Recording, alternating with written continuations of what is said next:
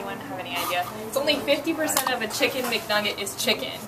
So the other 50% are chemicals and agents found in lighter fluid, silly putty. So all of these agents to preserve it, it's actually not considered a food in packaging. So it's just interesting that you see when you go by McDonald's, it's always so busy. I know that we live next to one, and it's specifically so busy in the morning. You see the lines wrapped around the parking lot, but it's scary what we're feeding our kids these days. There too. So we're just here to bring awareness about what's out there, because it's really important. People usually, they shop for the cheaper foods, and it takes a toll on your body when you're always putting those toxins and chemicals inside your body and causing inflammation. So I know we're going to start out on your outline just by giving you some advice of what kinds of foods you should avoid. I know summer's coming and the berries are out. Berries and watermelon and mangoes, and especially watermelon, I would say, is the #1, and bananas. Those all cause inflammation in your body. So the left upper back and mid back pain that a lot of people have is where your pancreas is. So that's where it's referred to. So we suggest, instead of doing the more sugary fruits, to go for the apples and the pears and plums, and all organic. Because especially strawberries, they have the highest concentration of the pesticides that they spray on them. So one of the things that's interesting too is, you know, when you see us joking around with people at the table and we're saying that they have left neck and mid back pain, and we say, did you have a cookie or bananas? All of that is true, because that's where your pancreas, which sits right in here, refers pain to the left neck and mid-back area. So if you're having a lot of those fruits that come out at this time of the year, like cherries, strawberries just came out, peaches are coming out at August, you know, we know exactly when those fruits come out because we'll see an influx of left neck and mid-back pain. So it's really important to eat those foods that are less sugary so they don't stress your adrenal glands as much, and really work on lowering your blood sugar by avoiding those sweeter fruits. Go ahead. I was going to say there's a few other things that we wanted to talk about avoiding besides the chicken McNuggets, because that was kind of a little joke. But farm-raised fish is one of the things that we had talked about yesterday, and we're going to talk a little bit about it today. The importance of getting meats and proteins that are all wild, including grass-fed beasts. But the fish we want to talk about in particular, because a lot of times people are duped by the media and the marketing that they have on the fish. So if it says Atlantic salmon, it's farmed in British Columbia. And you might say, well, that's kind of silly. You know, that's in the Pacific Ocean. Well, that's how they're mass-producing fish, is how they're doing it now with farming. So farming is not good, and we had a discussion on this earlier because of all the things that they're feeding the fish. They're feeding them grains, corn, soy. They're in a mass population in a short area of water, and all of that is building diseases in those fish. So I really want to watch the fish that you're consuming, especially in the summertime, because that's when people really enjoy some more seafood. So you want to get wild-caught fish. Wild what? Wild-caught in the ocean. Do you have a question, Jeff? The Atlantic salmon, they're not advertising that as being wild, though, right? No, they're not. Okay. If it just says Atlantic salmon, you automatically know that that's farm-raised salmon. I didn't know if they would say like wild-caught Atlantic salmon. Some of the, I don't know. You really want it. Most of the, if you're going to get salmon, I would get the Pacific salmon and make sure that it says wild-caught. Also, the other fish that's highly toxic is tilapia. Tilapia #1 and tuna fish. I see your mouth drop. I know. So we had a discussion yesterday. We're going to talk a little bit about it today. Why tuna is not that good for you is because of it's a big fish, and big fish eat all the little fish, and all the little fish start eating all the other things, and it's building up toxins. So the bigger the fish, the more toxins that are going to be stored in the fish's body. So they're really high in mercury. You're talking about the actor? There was an actor, I don't know if anyone's ever heard of the show Entourage, but like the main actor, it was in the news a while ago, but he was eating sushi every single day, going to a sushi bar and consuming tuna fish. And tuna, I don't know, it said raw and cooked. He almost died from consuming that much mercury. So that's one of the foods that you really want to avoid is tuna fish. And those fishes, you just want to make sure that if you're going to be consuming fish, we're promoting wild-caught fish because that's going to be the best fish that you can be putting in your body. And we also promote cooked fish just due to the parasites and bacteria in different fishes. Okay, so where do we get our food? Everyone's always asking us or telling us that eating healthy is really expensive. But it's not if you shop around. So some places that we love to go to are the West Side Market. We go to the Basketeria there. They have a lot of great prices on organic produce. We'll get pears, apples, cilantro, onions. I think last week we got 3 or 4 bags of organic vegetables for $25, and that's all organic. And it's right when you walk in the West Side Market to the left on the outside. So it's really easy. You can get 6 to 8 beets for $3, and those are organic beets. So we always go there at least once or twice every other week. And also we go to Foster's at the West Side Market to get grass-fed beef. So they do that once a month. Yep. So when you're going shopping, and we're going to talk about a few other places that we go to on a regular basis, you want to look for organic foods. Organic is great because it's not sprayed with pesticides. So you want to become what we say label savvy. You really want to educate yourself on what food's organic and what's not. You want to look at the little sticker that they have in all the fruits and vegetables. If it starts with the number 9, it's good stuff. That means it's organic. If it starts with the number 4, is going to be conventional. And number 8 means genetically modified. So you really want to look for the number 9s because you don't want your foods that you're eating sprayed with chemicals, especially if it's 4 and it's an apple. A lot of times that was picked 2 months ago and they're spraying ethylene gas on it to get the color to come out.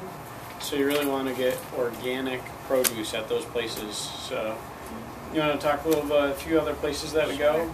We also go to Trader Joe's. Trader Joe's is a really great place to shop, but you do still have to look at the labels. I know that we were looking at even at the gluten-free section, and there was soy in the gluten-free. So they're putting soy in everything, especially granola bars and in the rice cakes. You have to be careful too. We get our rice cakes though from Trader Joe's. We get lemons and limes from Trader Joe's. You just have to really shop around wherever you go, even in the organic section. Yep. We're always looking. One of the places that I really like to go and look at their organic section is Mark's. Mark's has a really great organic section and it has really good prices. So, you know, like the tubs of organic spinach and spring mixes, you can get the big tub at Mark's for $3.99. You know, they also have really good price on Organic Valley eggs. And we particularly like organic pasture butter, which comes in a square about this big. And it usually runs about $6.99 at Nature's Bin, Whole Foods, or Earth Fare, or Mustard Seed, but it's $2.99 at Mark's. That's a big difference. Pasture butter. So the cows that the butter's coming from are grass-fed versus grain-fed. So we're going to talk a little bit about that at the end, why grass-fed is way more important than getting produce that's grain-fed. Another place that you wouldn't think of that has organic produce is Costco. We get huge bags of broccoli, carrots, and even the dried kale, and it's organic from Costco. So you just have to really look around, but you can easily get it in bulk for a cheaper price than you get the smaller containers at Earth Fare or the Mustard Seed. So one of the surprises that we have for you guys is the kale chips that we made this morning. But that kale was bought last night at Costco. A big bag of organic baby kale was $4.99. So a lot of people, they just don't know where to go for organic food or what a good price is for it. We were at a talk earlier today, and a guy was asking us about beets. And he said, well, can I get canned beets? We said, no, you want fresh beets. So, well, beets are expensive. We said, Beets are not expensive. You know, you can go to the stand that we talked about at the West Side Market. It's $1 a pound for organic beets. So that's like Dr. Casen said, 6, 7, 8 beets for $3, all organic. So it's just one of those things that we're working on shifting the perception in the mind of people with vegetables and the fruits that we recommend, that it's really inexpensive. You just have to take the time to look for what's good and what you're putting in your body. So I'm going to talk about kale. So I found this article, and they're saying kale is the new beef. So you can do a lot of things with kale. We make kale chips, we put it in soup, you can make it in salads, you can saute it, and it really takes on any flavor. But the reason it's saying it's the new beef is because it's anti-inflammatory. That's number one. Number two is iron.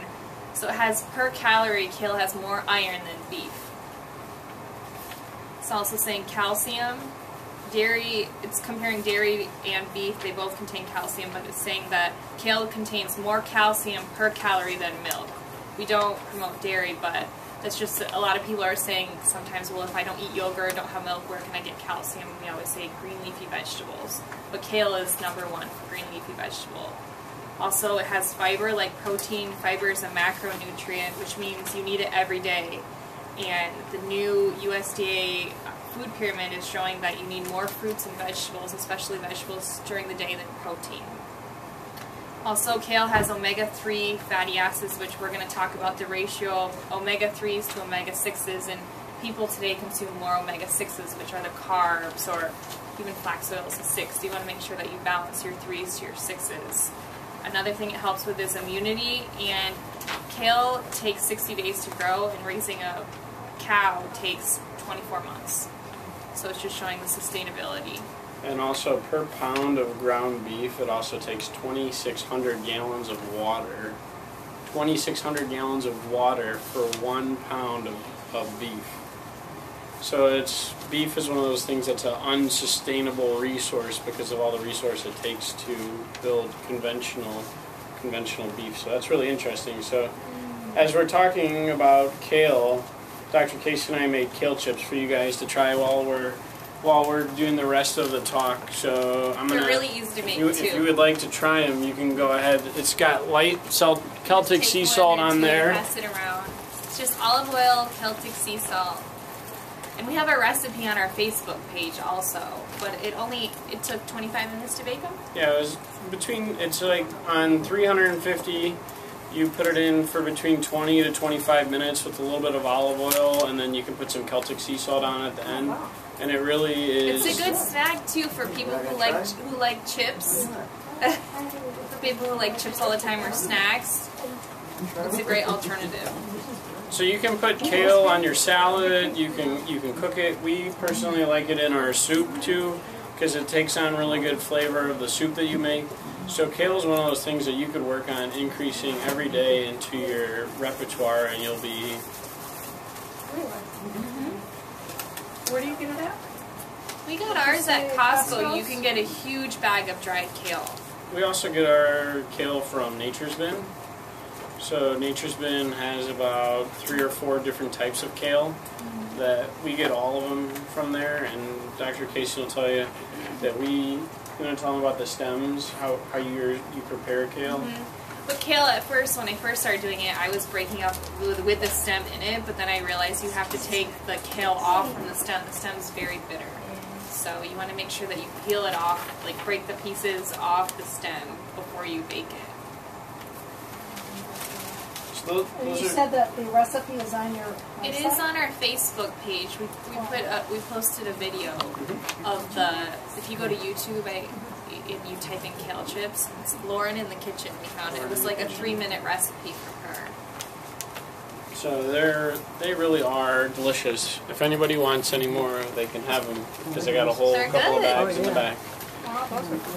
So, it is all just figuring out, like what is good and what is important. So one of the things that we wanted to talk about and why we briefly talked about at the beginning is people don't understand that not only stress and the chuck holes of life, walking, talking, moving, affect your body, but the foods that you eat also affect your body.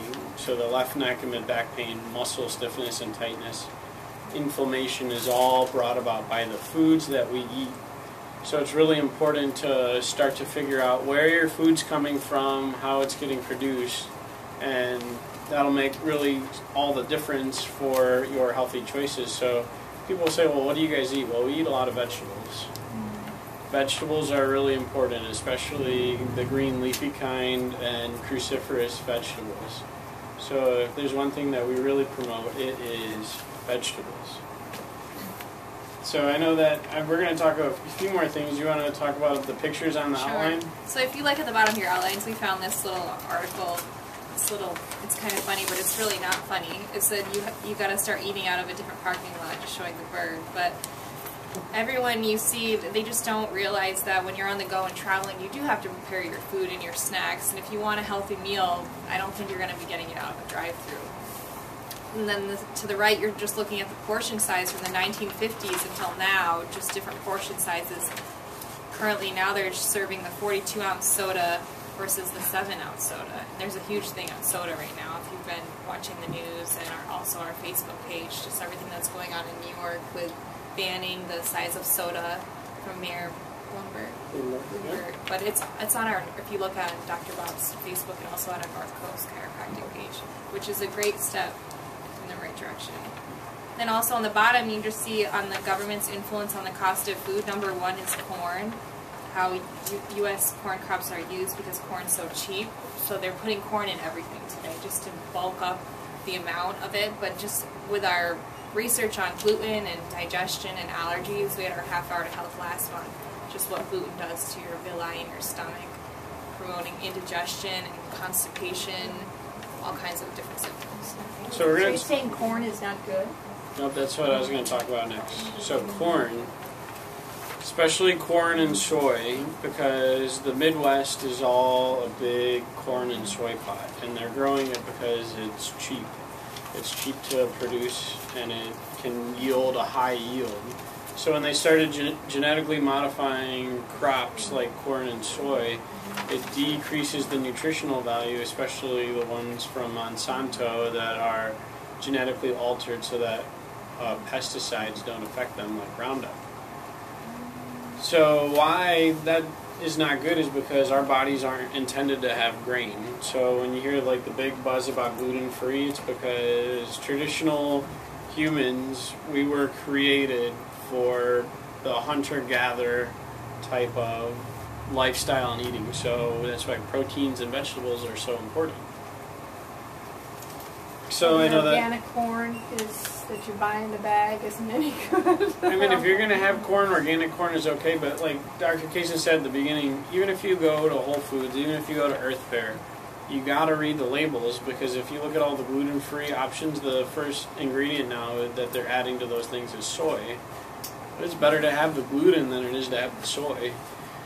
So it's becoming that what is the steps that you need to take to get to the healthy food. So that's why one of the reasons we're excited to share all this information with you guys, because it's important to us to have everybody know about what's out there and their options. Do you want to talk a little bit about the grass-fed beef and grain-fed? The same thing with the fish is that with the cows. The grain-fed cows are getting bulked up from eating all the corn and the soy, and then they're compensated through the corn of their digestion, and then we're eating the cows and contaminating ourselves with whatever the cow was picking up from the corn. So that's why it's so important just to have pure meats that you know where they're coming from, especially local and grass-fed. So that's why we go to Foster's, and they have it once a month, the grass-fed beef, and you can order it pre-ordered. We do ground beef mostly. There's a couple of places that we've been looking into, because if you start doing research online, you really find that there are a lot of grass-fed farmers around the area. So it's just taking the steps to get educated about what's out there. One that I'm really excited about is the lamb that's going to be coming out in the fall from a grass-fed farmer in Wellington.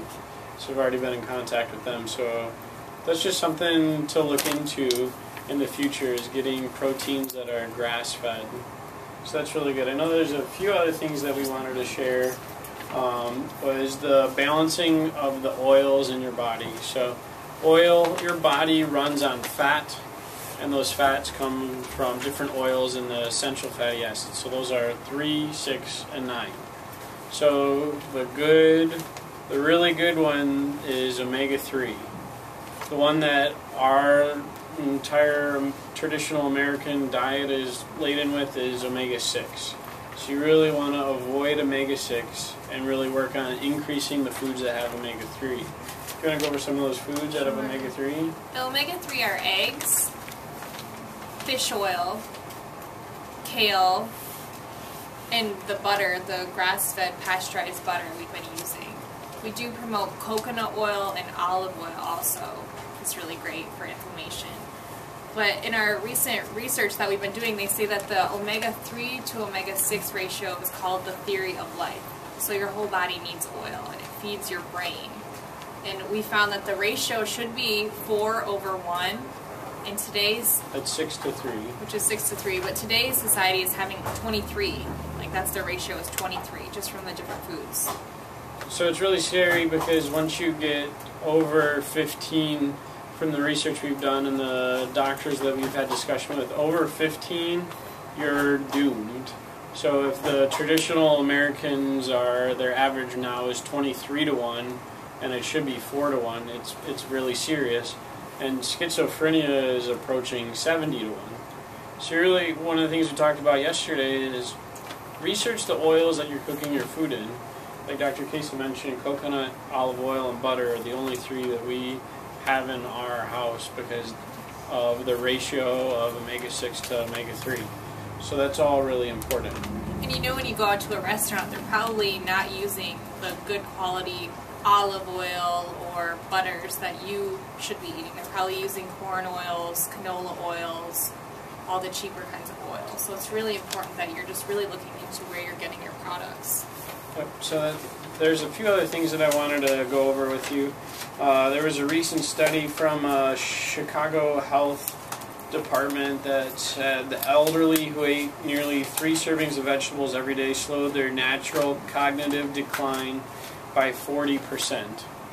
So increasing the vegetables is really good. That's really a great way to start, especially for the summertime, because people are having a lot of ice cream and all of those things that are the traditional American diet you want to avoid, and do some of the things that we were promoting. I know that we had also talked a little bit about soy. I wanted to read you guys an article from this journal. It's called the Wellbeing Journal. It has a lot of great information in there. If you've never seen this before, write it down and look it up because there's some phenomenal articles in here. The title of the article is Things That Make You Go, Okay. So it says, beginning in January 2003, inmates began receiving a diet largely based on processed soy protein with very little meat. In most meals, small amounts of meat or meat byproducts are mixed with 60 to 70% soy protein. Fake soy cheese has replaced real cheese, and soy flour or soy protein is now added to most of the baked goods. She adds that in early 2007, the Weston A. Price Foundation began hearing from inmates who were suffering from a myriad of serious health problems due to the large amounts of soy in their diet. Complaints included chronic and painful constipation, alternating with debilitating diarrhea, vomiting after eating, sharp pains in their digestive tract, especially after consuming soy, passing out, heart palpitation, rashes, acne, insomnia, panic attacks, depression, and symptoms of hypothyroid, such as low body temperature, brain fog, fatigue, weight gain, frequent infections, and thyroid disease. And it goes on to say in the rest of the article that the inmates got wise about the food that they were consuming, and they sued the prison because of them only feeding them soy-based foods.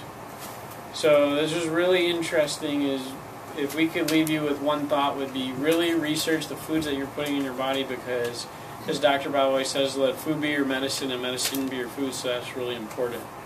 So does anybody have any questions on any things that we talked about, or suggestions or points?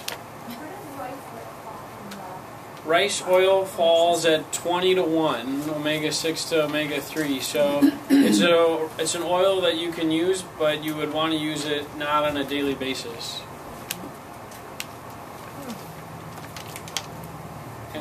You were saying 4-1, and that's the omega-3. 6 to 3. 6 to 3. Okay.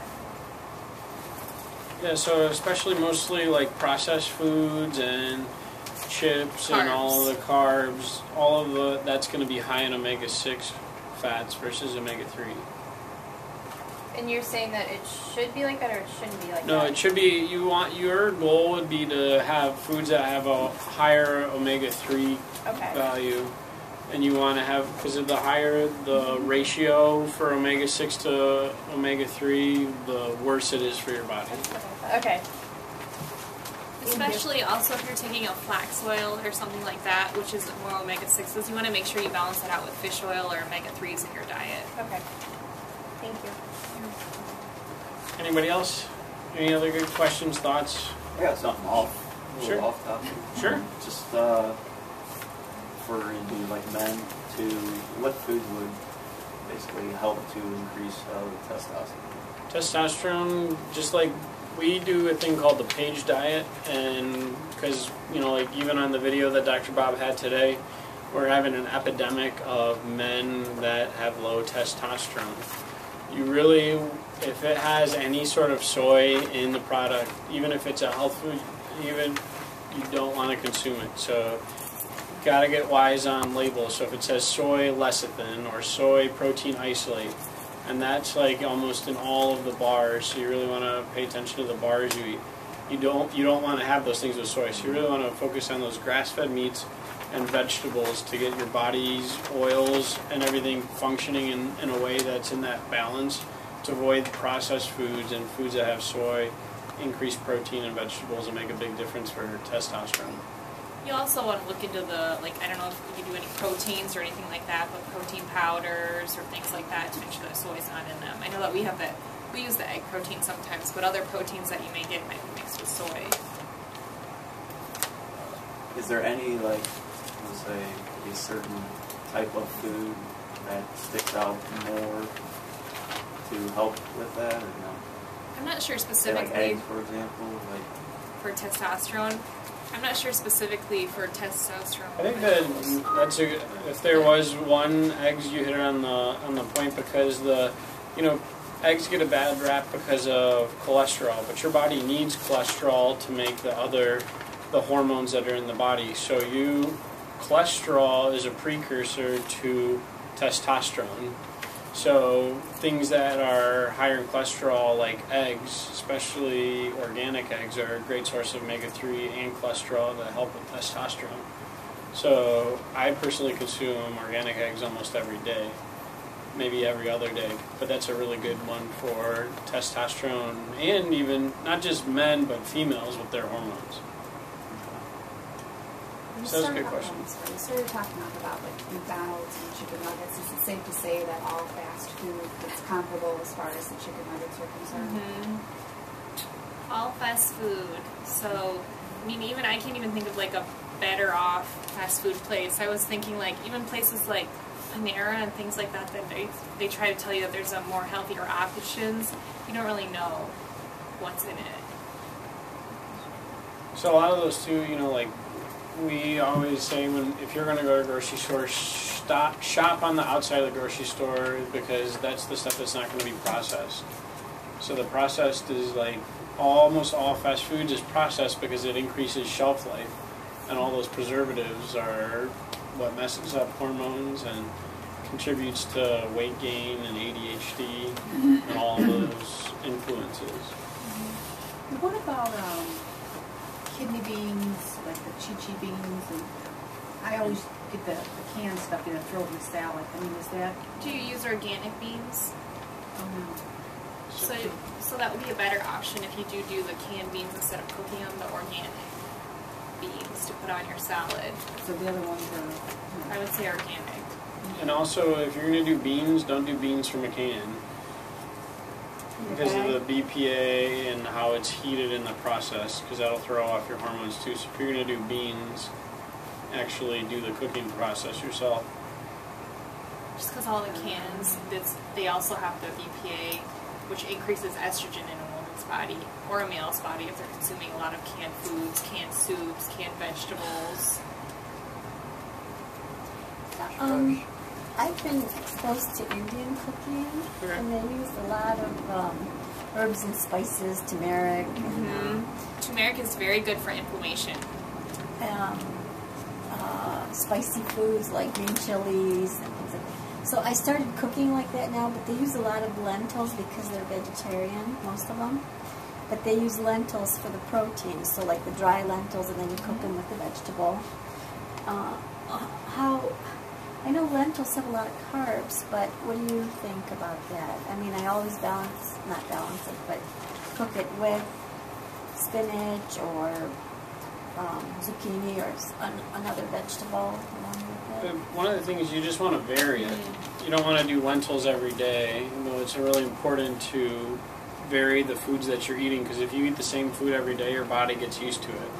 And that's where... I mean, I have a variety of lentils. Yeah. Well, a variety of okay? lentils, that would be fine. Just don't have lentils every single day. And doing it with spinach, I think that's a great alternative. And, like, don't be thrown off by stuff like lentils that have high carbs, because apples and those fruits also have carbs in them. You don't. The carbs you want to avoid is going to be the breads, processed grains. The carbs that are in beans and fruits and vegetables are really important. So I cook the lentils with the spinach, and then I cook quinoa on the side. What do you think of the quinoa? That's good. You just want to make sure that you're. You And just want to make sure you're doing lots of vegetables. I think you'll be fine. then I saute a vegetable That with sounds that good. meal. You could even do kale. Kale's a good thing to Yeah, I've never saute. had that. But what do you think of arugula? Arugula's really good. You want to make sure you're doing organic vegetables, though. Not from apples. As long as it's organic. So that was when we were talking about just the places that we go, just start becoming label savvy. Because vegetables, like the good, better, best, good that you're eating vegetables, but much better and best that would be organic, because you're not getting the extra chemicals. Pesticides and everything, yeah. I was listening to some of the old school farmers and stuff, and then there was a naturalist doctor also intervening in this like group topic that was, you know, with organic, you know, vegetables versus conventional. When conventional farmers, when they're growing this crop, you know, the crop itself, they said basically only needs 2 elements. I can't remember what the 2 elements are, okay? But they said that's what they focus on, they grow it big and get it. However, when we consume that, we're consuming those 2 major elements.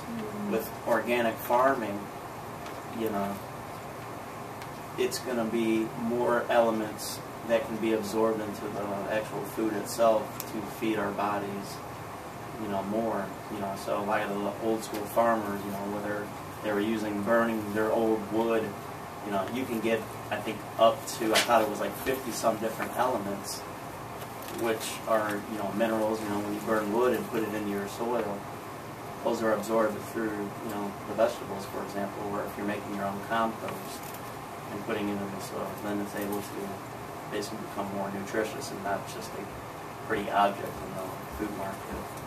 So, Yeah, those. You want to talk about the? They call that nutrient deflation. So the soil today is not like how it was in the 1950s. They're saying you have to consume 4 apples today to get the same nutrients from 1 apple that you would need to. So it's kind of like the similar things of the nutrients in the soil.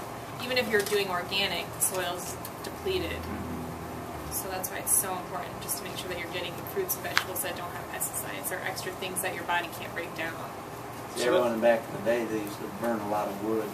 So all those farmers, or even backyard gardeners, they'd go put that and mix them in with their soil. And that's the leftover minerals.